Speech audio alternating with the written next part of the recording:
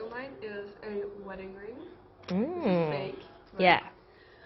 So I think it can represent lots of different things. So first of all, the obvious one is commitment, so profound love and loyalty. But like digging a little bit deeper, it also can represent being bound or restricted or trapped, because once you're committed, you can feel as if there's no way out to escape, and there's also the idea of shame, like the shame of a divorce. But I think that with a wedding ring, we don't need our like final piece doesn't need to have anything to do with marriage or weddings. It could just be like emotion, so for example, just like shame or being trapped and restricted and that idea. I think it can also represent a facade, so it can be a front for abuse because things can go unnoticed and it's like more things are permitted within marriage. It can also represent a lack of personal identity if your identity is tied to that of a partner and you've lost who you are yourself. Mhm. Then there's also social expectations. So like marriage, it like validates a relationship and it legitimizes it.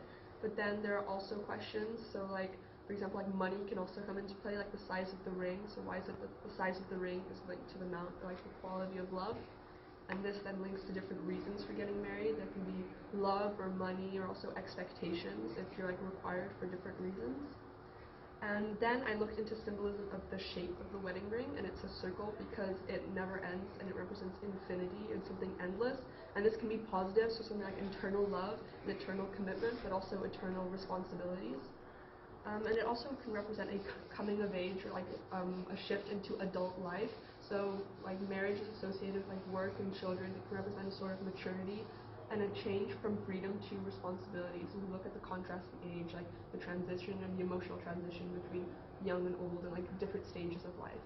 And finally, we can also look at roles within a marriage or just gender roles. For example, it's always thought that the husband is the provider and the wife will stay at home and like raise the children. This is like a stereotype.